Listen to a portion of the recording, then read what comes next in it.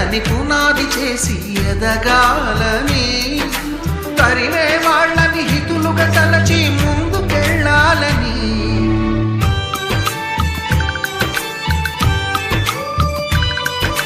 కన్నుల నీటిని కలల సాగుకై వాడుకోవాలని,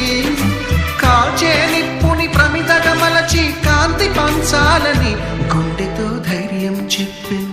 చూపుతో మార్గం చెప్పెను, అడుగుతో గమ్యం చెప్పెను, నేనున్నానని నేనున్నానని, నీకేం కాదని, నిన్నటి రాతని మార్చేస్తానని.